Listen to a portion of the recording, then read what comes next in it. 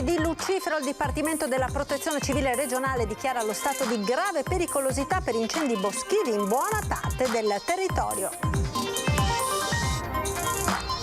Malori a raffica, l'ondata di caldo continuerà anche nel weekend, tra lunedì e martedì tregua con temporali e abbassamento delle temperature. Morto a 73 anni il fondatore di Emergency a Marghera e Venezia, due sedi dell'associazione. Gino Strada aveva scelto di vivere proprio nel capoluogo, cordoglio in tutto il Veneto. Lutto a Belluno per la tragica scomparsa di Tonino Zampieri, l'ex consigliere comunale appassionato di fotografia e montagna, è morto precipitando per 200 metri da un sentiero, aveva 65 anni. Prima giornata di libero accesso per la fascia 12-25 anni ai vaccini, intanto i contagi registrano un nuovo balzo in avanti. Referendum per l'eutanasia legale in tutta Italia, sono state raccolte già 400.000 firme, di queste quasi 30.000 in Veneto. Al Parco Natura Viva di Bussolengo è morta Judy, la scimpanzé più anziana d'Europa, stava per compiere 50 anni, era uno dei simboli della struttura. Ben ritrovati con l'edizione del Veneto dei nostri telegiornali. In primo piano l'ondata di calore che sta investendo anche la nostra regione, temperature record nei giorni di Lucifero, con il Dipartimento regionale della Protezione Civile che ha dichiarato lo stato di grave pericolosità per incendi boschivi in buona parte del territorio. Sono oltre 40 i pompieri veneti che stanno operando nella Calabria in fiamme. È uno stato di grave pericolosità, significa, per incendi anche nel nostro territorio, significa che i destinatari hanno una sorta di allerta che serve per cominciare a mettere in atto tutti i dispositivi che poi ci permetteranno, nel momento in cui la grave pericolosità dovesse diventare un'allerta vera e propria o addirittura un allarme o uno stato d'emergenza, per poi attivare tutte le procedure necessarie.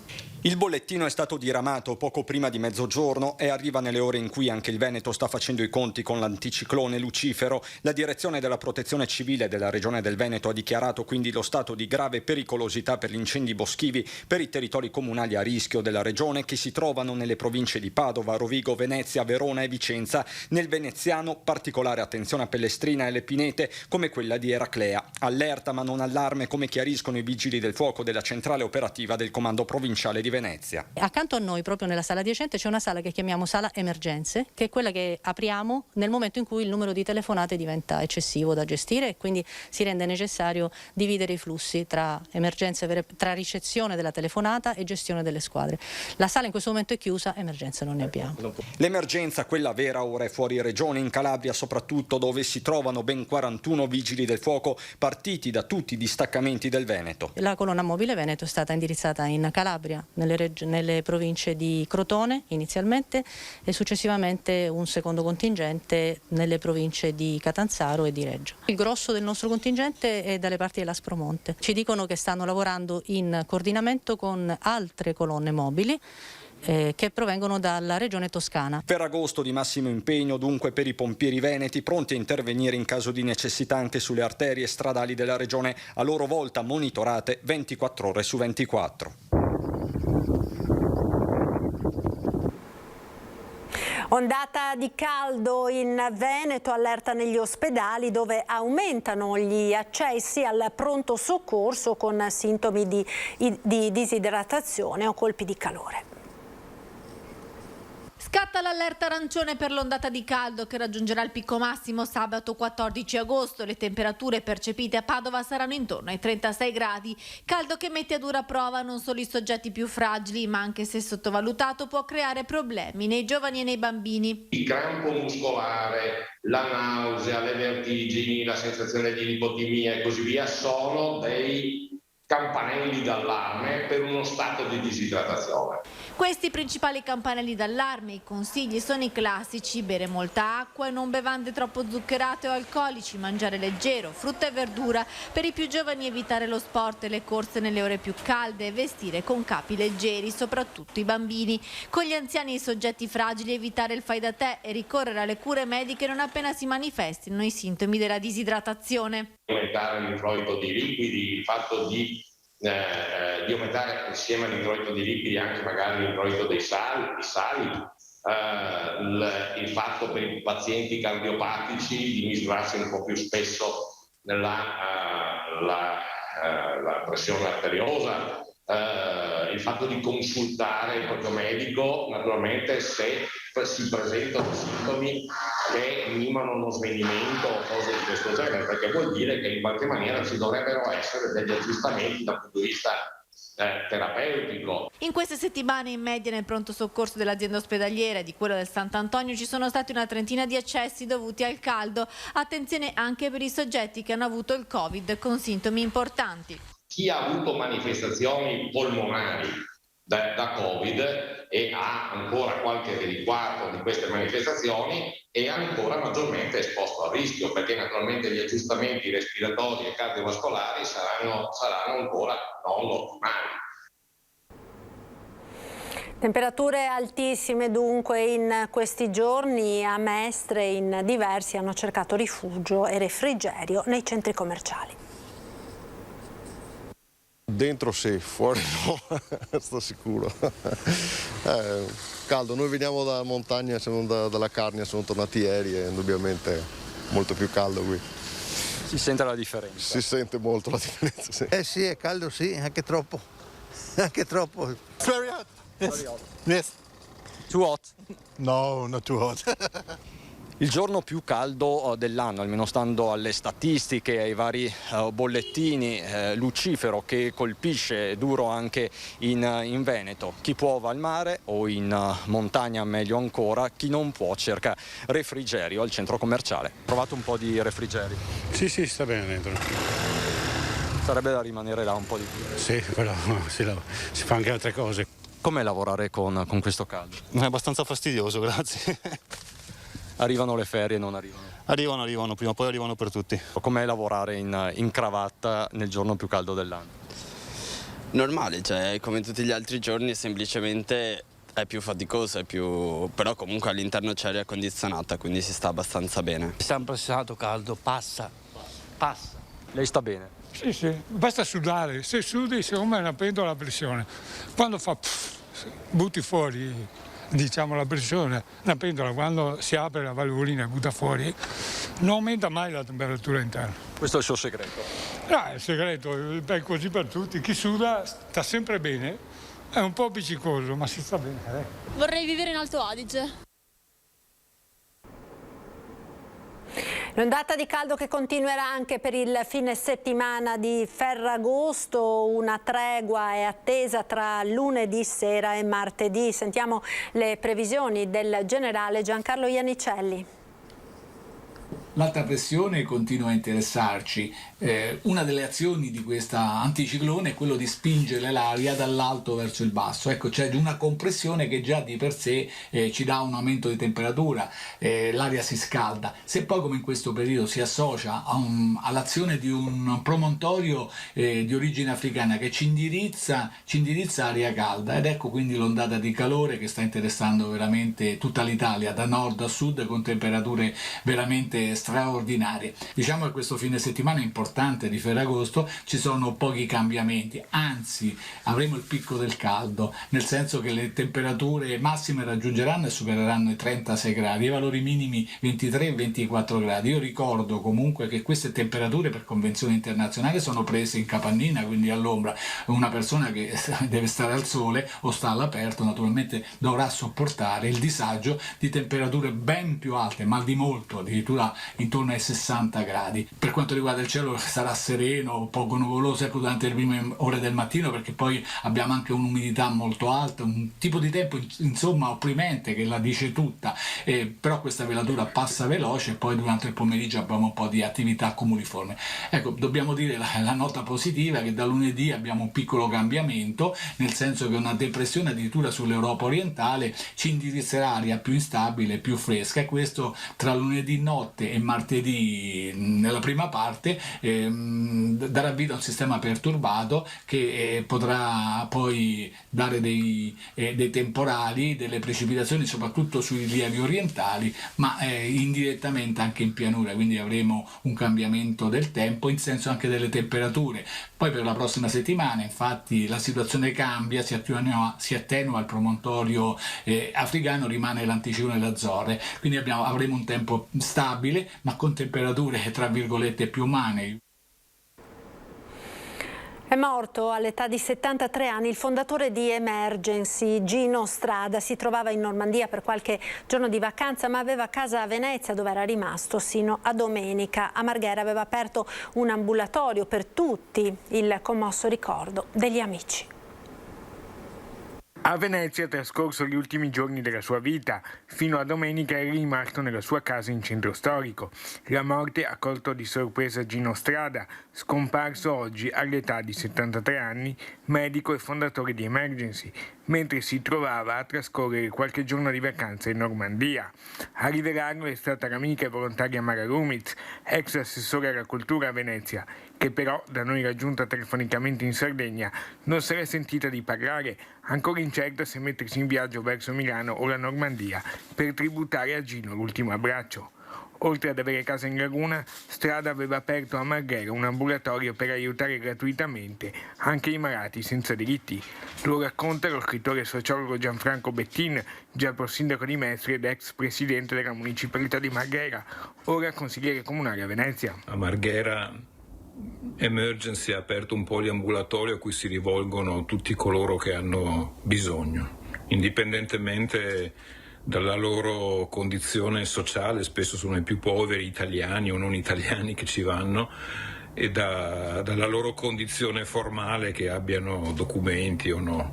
Accoglie e protegge tutti Emergency, qui e in tutto il mondo. Alla Giudecca c'è una grande sede dove forse nascerà anche un museo delle vittime di guerra. Il ricordo di amici e volontari. Venezia era una città che lui amava, che lui ha amato molto.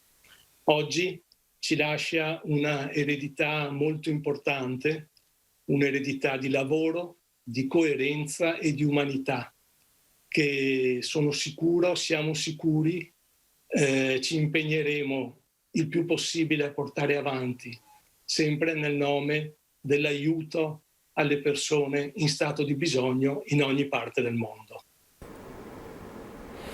Tra i primi a commentare la scomparsa di Strada c'è stato anche il governatore Luca Zaia. Oggi abbiamo perso una persona assolutamente motivata nel fare della sua vita una vera missione nella cura dei più deboli e nel contrasto alle fragilità sociali, scrive in una nota. Lo spessore del suo impegno umanitario ne ha fatto un personaggio del mondo intero, ma ci piace ricordarlo anche come parte della nostra comunità veneta, colui che ha scelto Venezia come residenza e come sede di alcune importanti attività della sua organizzazione. Ho avuto la fortuna e il piacere di conoscerlo e incontrarlo più volte, aggiunge. L'ultima volta eravamo già in piena pandemia, non posso dimenticare come l'ho trovato provato e coinvolto emotivamente per quanto il contagio stava producendo sui più deboli e sulle categorie più fragili. Con lui, la cui organizzazione è Ambulatori Medici a Marghera, abbiamo anche avuto modo di mettere in campo alcune iniziative per assicurare corrette possibilità di cura anche agli emarginati.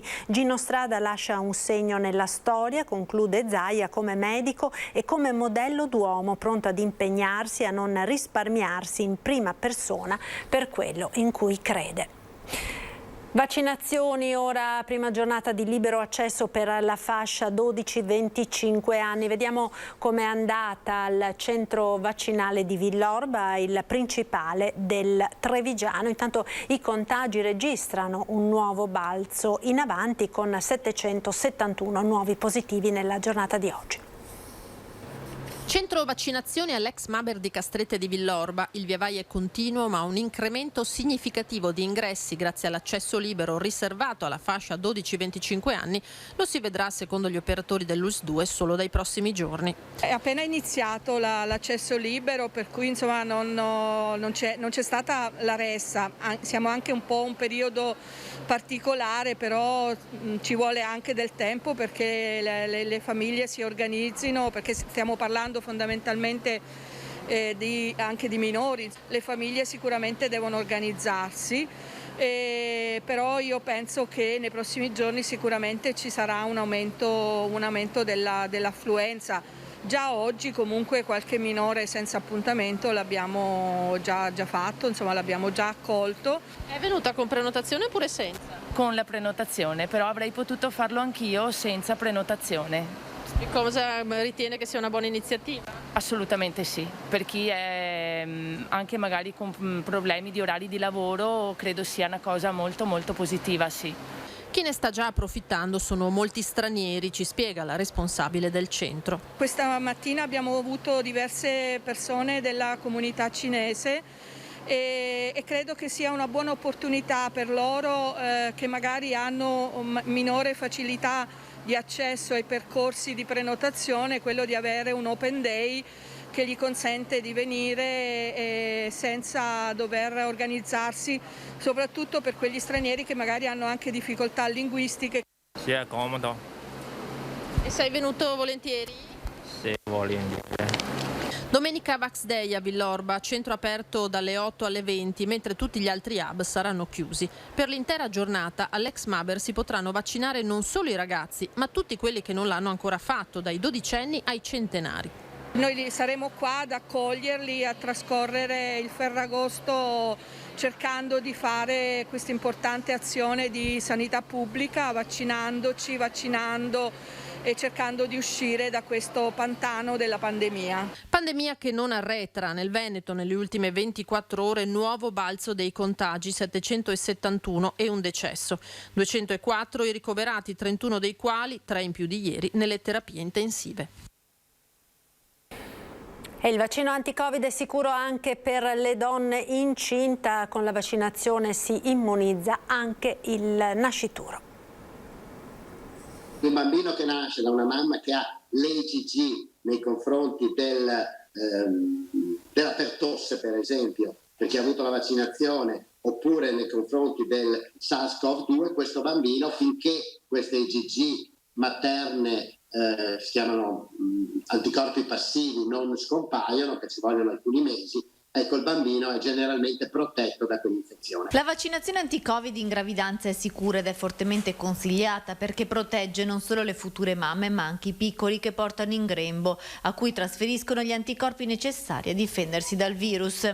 Non hanno effetti collaterali sul feto. 2, perché queste patologie in gravidanza possono assumere anche degli andamenti più gravi, perché in gravidanza c'è generalmente una riduzione della risposta immunitaria in generale, e poi perché gli anticorpi, le IgG, che sono quelle che si producono dopo la vaccinazione o dopo l'infezione, attraversano la placenta. Proprio a Padova a marzo 2021 nacquero le prime 2 bambine immunizzate contro il Covid, figlie di 2 mamme e medico che si erano sottoposte alla vaccinazione durante l'ultimo trimestre di gravidanza. Una donna incinta quindi con il vaccino si protegge e protegge il suo bambino. Ci sono dati molto solidi di decine di migliaia di donne in gravidanza che sono state vaccinate, non hanno avuto maggiori effetti collaterali, ma volevo sottolineare come in generale la vaccinazione in gravidanza, che è ancora vista con un certo sospetto, con un certo timore, è in realtà un presidio per alcune infezioni molto importanti, come l'influenza, la pertosse, il Covid in questo caso. La cronaca, ora dramma a Caorle, un 28enne vicentino è annegato mentre faceva il bagno con il papà, inutili i tentativi di rianimarlo. Una tragedia sul litorale. Un vicentino 28enne, Antonio Menna, affetto da autismo e residente in centro a Vicenza, sarebbe annegato mentre faceva il bagno insieme al padre.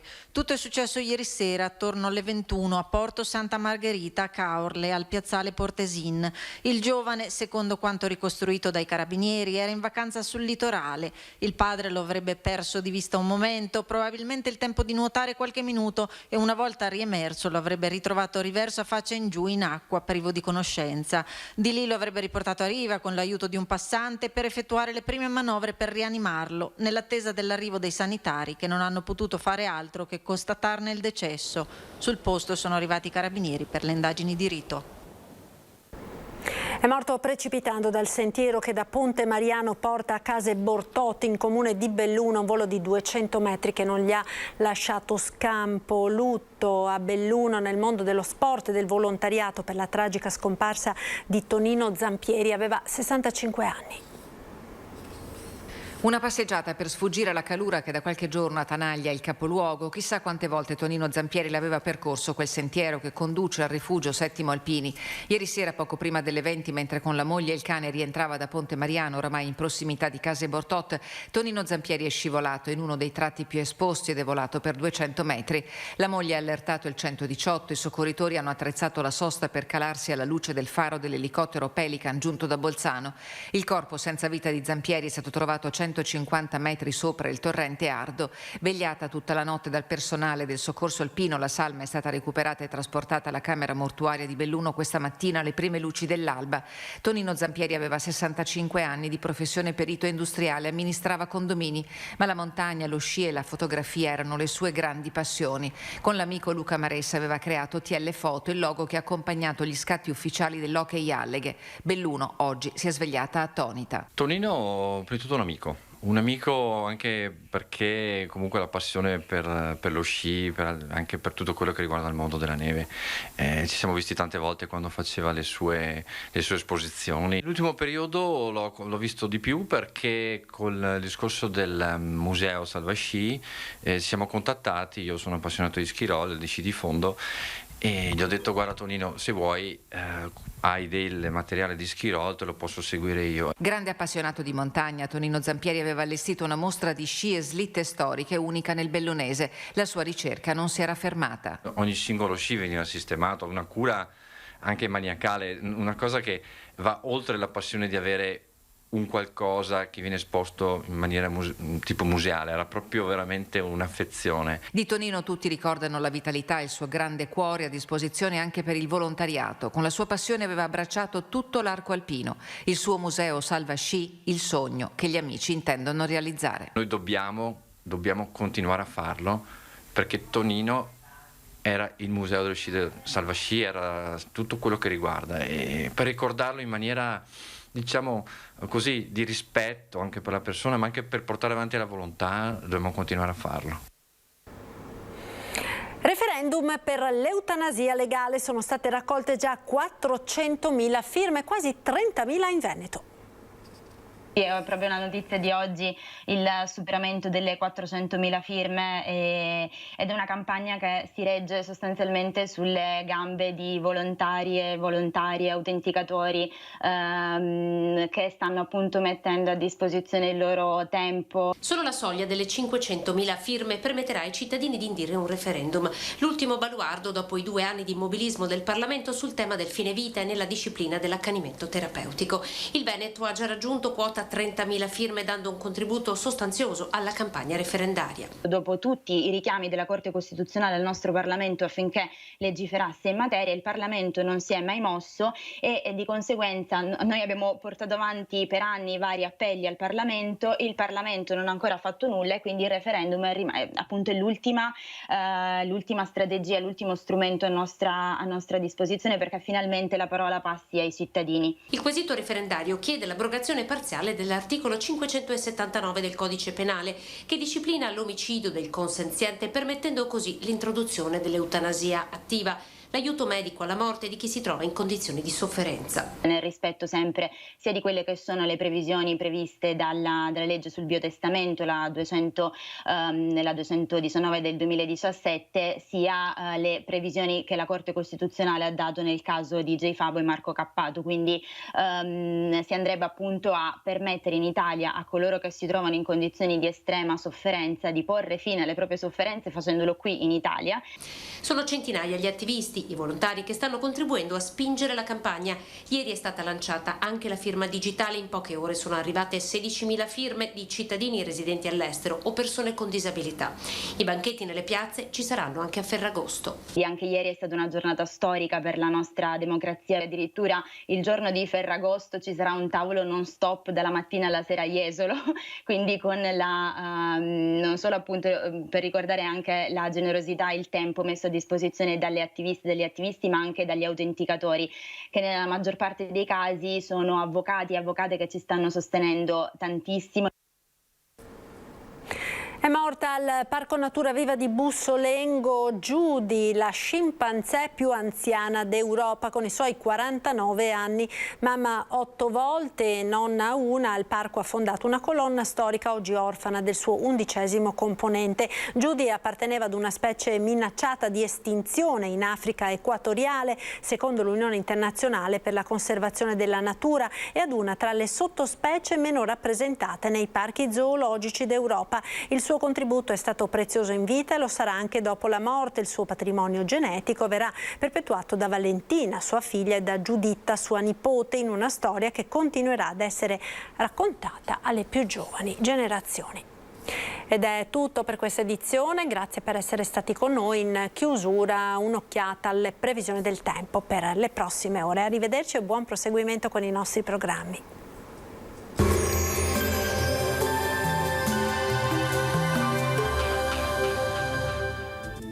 Benvenuti al Meteo, le previsioni per sabato 14 agosto. Un'altra giornata di bel tempo sul Veneto con cielo sereno o poco nuvoloso, con clima ancora molto caldo e temperature in aumento da leggero a moderato.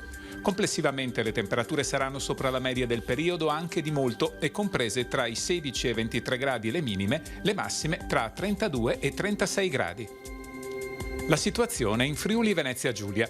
Cielo in genere sereno, sulla zona montana probabilmente poco nuvoloso al pomeriggio, con la possibilità di qualche isolato rovescio o temporale.